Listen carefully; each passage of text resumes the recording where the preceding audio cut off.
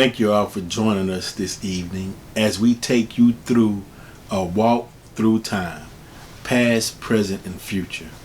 We're going back to 1973. We're using that as a background for this documentary. The Watts Stack Festival that was held in 1973, because we want to show you that the issues that was discussed during that documentary are prevalent in today's time. It seems as almost nothing has changed. We are still talking about police brutality. We're talking about jobs. We're talking about economic disparities. We're talking about issues between the black female, the black male in relationships, and the family overall in general. And we want to solve these issues because it's been going on too long. And change starts with the individual. Shout out to Low Key, and that's one of his things that he's always saying is, if you want to see change, then you be the change that you want to see. And I know we've heard that before. And so change is our responsibility. So I want you all to sit back and enjoy this that we put together, and I'll be back to bring you some more information and give you some more insight on the past, the present, and the future. Check us out. Learning fast, got to get up as soon as you lay down. Don't get nothing from a blessing. We the people, hey y'all, got to make the world go round. Got to make the world now. We the people. Well, I got no country. And I don't have no flag, and I got a damn thing to fight if I go up there and get half my ass blowed off and come back home and can't even draw unemployment, let alone find a motherfucking job. Then there's a lot of funky things in this country, and there's good things too. But you run into more funky than you good. Why can't we, as being the people without revolution, without political, social, and economical change, be a part of America? I could say it in one word, brother. Yes, sir. Politics. Thank you. Thank you. Politics. First time I discovered I was black was at the Interstate Fair in Pensacola, Florida. And, it was one of those things. I was standing there, I was working behind this little counter where they throw the balls to knock over the milk bottles. And this one cat threw the ball, knocked down two of the milk bottles, and one of them in this little circle, one of them almost fell, and he said that I kept it from falling over, and he spit on me. Called me a black, nasty, lying nigga. My brother made me wear out a nigga, because he's high yellow. He did, he's lighter than I am, right? So we was playing with some people, we was running around doing this, doing that, and then they called him over, we was playing with some white kids, and they called him over and they whispered something in his ear, So we went home, we was going home, and my brother told me I was a nigga. And I looked at this sucker because I didn't know what the nigga was, But these white boys, they identified with him because he was light-skinned. Dig? So he went in and he told my mother that I was a black nigga and that he was a white boy. Well, you know something? You dig? Well. But dig, but see my mother's bad. My mother checked that out and so she said, okay, cool, well then I'm not your mother. Because all my kids are niggas. I told my mother what happened, and that this white girl had called me a nigga, and what does it mean? And so she said, well, wait till your father gets home, he'll explain it to you, And when my old man got home, I told him about it, and, he kind of gave me a weird look, and he said, look, let me tell you something. He said, the next time somebody calls you a nigga, just kick their ass. Don't ask no questions, just kick their ass. I think, niggas are the best of people that were slaves, you know what I mean? And that's how they got to be niggas, because they stole the cream of the crop from Africa and brought them over here. And God, as they say, works in mysterious ways. So he made everybody a nigga, because we was arguing over in Africa about the Watusi and the Buhara, the Humo, and the Sawunga, we talk about in different languages. So he brought us all over here, the best, the kings, the queens, and the princesses, and the princes, You know what I mean? Shit, and put us all together called one tribe, niggas. Of that gospel. I know gospel better than I know goddamn me blues, because the white man wrote my Bible and the thing that most black people try to live by. No, man, I used to go to church and shit like I was saying, but black people know God personally. Any wino you meet know God, right? Or Jesus at least, right? Jesus Christ! Shit, man, they live over there in the project. Shit, tell me. I know peoples. I study peoples. See, I used to be in the FBI. I'm the first colored person ever in the Bureau. J. Edgar Hoover appointed me personally posthumous. That's right. He wanted somebody on the railroad to guard the Mexicans. See, because nobody in the Bureau at that time could speak Mexican talk. See, I spoke to them. They be, I said, what you say, motherfucker? They tell me. Well, listen. Put your hand over your mouth when you cough. That'll help the solution. Yeah. Oh, you cuss around women, folk don't even know that name. No. Then you're dumb enough to think that'll make you a big old man. Somewhere along during the day I was born and up until now, something went wrong. And I'm trying to figure out in my mind, do it take another ride? I mean, a ride that's going to include a lot of killing and things in order to get this thing going the way it should be going. You see what I'm saying? See, we tired of gaming, man. We tired of all this bullshit, you know. We want jobs and we want everything just like they got. It's not getting out and confronting and fighting a man on the street, because right now he's got power and he's going to win. What we got to do, we got to get our minds together. Shit, I'm not gonna get up on front street and front myself up. You got to what? Stay out the penitentiary. Yeah. Tell us about it. And this number's been especially played and dedicated to all of the blues lovers. Women. I'm black. All black women are my sisters, man. The way the brother walks is beautiful. The way he talks is beautiful. The way he abuses me is beautiful. Hey, the brother is beautiful. The way he makes love to me is beautiful. You know, that's my man. She's behind me 100%, man. She believes in everything I believe in. And whatever I do, she go right along with me and do it at the same time, you know, with no doubts in her mind, because she knows that I'm positive, and she knows that I'm out to get over, and she knows that I'm going to try to get a piece of this country.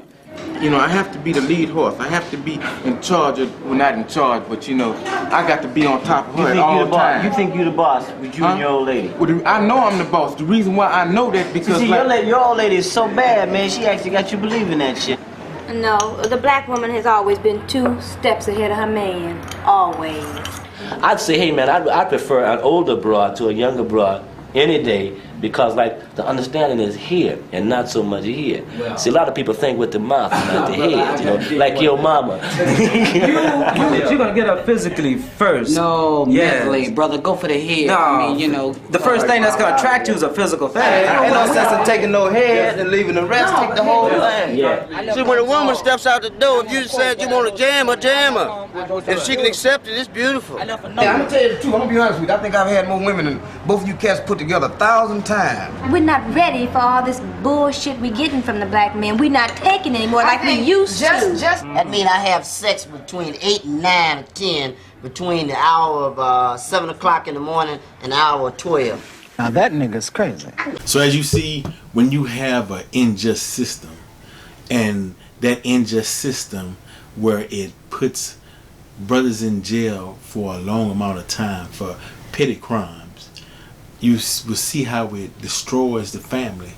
You will see how we will have discussions, whether it be at the barbershop or the woman's beauty salon, and we're trying to figure out ways of how can we mend this thing. What can we do? Where's the information? Where's the knowledge? We had the Bible, we had Christianity, we got a church on every corner, right next to a liquor store. But why is that information or that knowledge that's coming through the church, why is it changing our reality? What's going on? You know, what are we actually missing to solve this situation? Hopefully by the end of this documentary, the past, present, and the future, hopefully the knowledge that's presented in this will make you think, and it'll make you change your mind and have clear understanding of the consequences that we will have to face if we don't be the authors of our own change. When go to the door and face him. You know, she'd tell him a lie or curse him out, whatever it took to get him away from the house. My daddy was hiding in the back, he was afraid. And this went on years past that time. Black women had to always be the man, so to speak, when it comes to confrontation with white people. You know, the male, the black man was always kind of afraid to face the man, and the woman had to face him. That is the problem that stems between the black man and the black woman right now today, because she wants to control and rule and run him, and that's, you can't do that. He cannot survive and get free under the same thing that his mama and his sister and his wife put on him way back there when she had to do it to keep him from getting lit. Usually a black man is kept in the background. Now they're coming up forward. And I love that. You let me find me a good black man, I'll be damned if I let him go anywhere. I always said I'd never fight over a man, but you let me have a good black man and the bitch can't say shit to me because she will get her ass kicked. I don't play it. The one thing I really don't like about black men is all the black women that there is. I don't understand why they would prefer, or, you know, white women or whatever, when they're lots of black women, you know, who can do more, or, you know, than a white woman.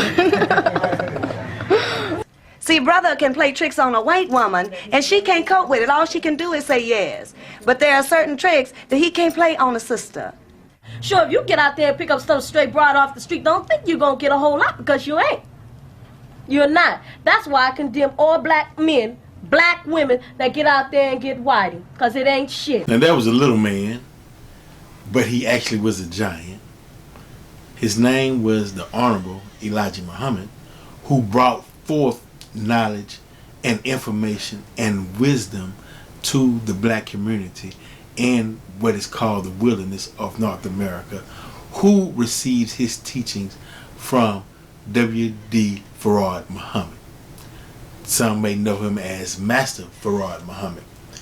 Those teachings raised up greats such as Malcolm X, Muhammad Ali, the Honorable Minister Louis Farrakhan, Melchizedek, Shabazz Allah, Brother Clarence 13 Nicks, so many great brothers, Silas Muhammad, and that just made change through those teachings and the power and wisdom in those teachings. And I truly believe that that is a catalyst for our development and revolution within the wilderness of North America. It's vital to our evolvement so we don't have to carry on the foolishness or being a court jester to please our oppressor or the colonizer. Because we tried everything. We said, okay, look, if I entertain you, will you leave us alone? If I play the fool, will you leave us alone? If I degrade myself, will you leave? If I invent things to better your society, become your scientist, help calculate so you can make your journey to the moon, show you how to use peanuts as George Carver Washington did, show you so many things, the Native Americans, showing you how to farm, how to sustain yourself when you first arrive to this continent. Will you leave us alone? And it's getting to the point to where we're starting to say, well, you're not accepting anything that we're doing, and why should we put ourselves in a position to be a footstool to a colonizer who will not see us as an equal? Why don't we take that wisdom and that knowledge and use it for ourselves to gain wealth, to gain power, to gain resources for ourselves? I don't know. But I do know this, though. Time is running out. We have to get it together. We cannot go on another 20 years. We started off, as you saw, in '73, we doing the funky chicken. Now we doing the chicken. What will it be 20 years from now? The super chicken? I don't know. We got to cut the foolishness out. We got to do math. We have to do science. We have to educate ourselves. We have to educate our children. And we have to broaden our own horizons. As it stated, I am somebody. Well, who are you? You are the original man and woman of the planet Earth.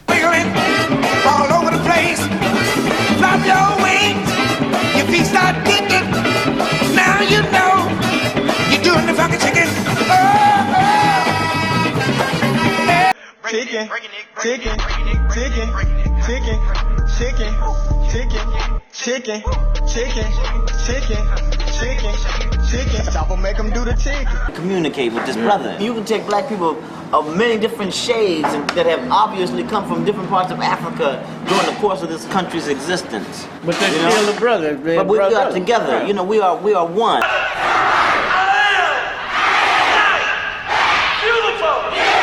What I would like to know and see manifest itself is, one, are we going to be brothers for real? Cut out all the bullshit and become solidified. Stop arguing about Moors, Muslims, gods and earths, Hebrews, Comedics, because all of that is ours. Anyway, those are all the costumes we worn at these different stages in our lives. Are we going to do something, first of all, in the street? Because this is where we at. We need to see all the conscious brothers who claim they're conscious in the street get together and do something positive for our people here on the street. The babies especially. We need to understand that we can talk all of the talk.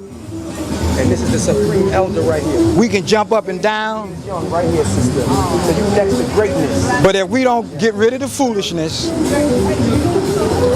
and truthfully become brothers, all of this is just rap.